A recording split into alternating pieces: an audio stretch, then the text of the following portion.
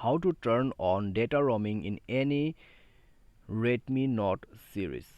नमस्कार दोस्तों, स्वागत है आप सभी का तिकराज यूट्यूब चैनल पर।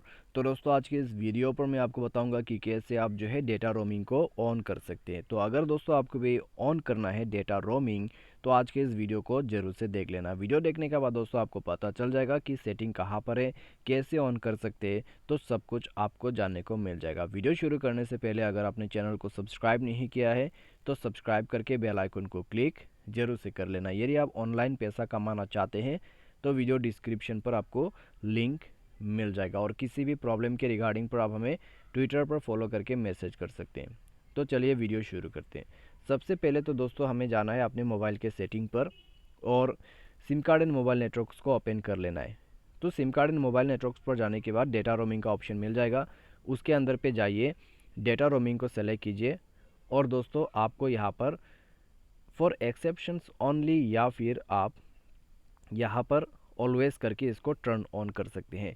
तो आप देख सकते हैं set daily data limit while roaming. तो रोमिंग पे आप दोस्तों डेटा लिमिट जो है सेट कर सकते हैं।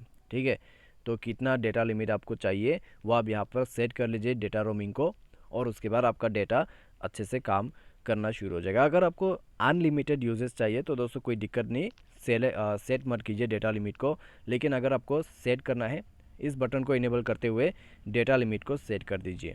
ठीक है, तो डेटा रोमिंग यहाँ पर इनेबल हो चुका है। अगर आपको बंद करना है तो नेवर पर क्लिक कीजिए। तो आजकल को जो डेटा रोमिंग है उसको इनेबल डिसेबल करने का तरीका थोड़ा सा डिफरेंट हो चुका है। ठीक है, ऑन ऑफ करके ऑप्शन नहीं है, आपको ऑलवेज या फिर नेवर का ऑप्शन मिल जाएगा। तो इस तरीके से आप डेटा रोमिंग को टर्न ऑन कर सकते हैं। तो बस दोस्तों आज के इस वीडियो पर इतना ही। उम्मीद करते हैं आपको ये वीडियो पसंद आया होगा। Thanks for watching.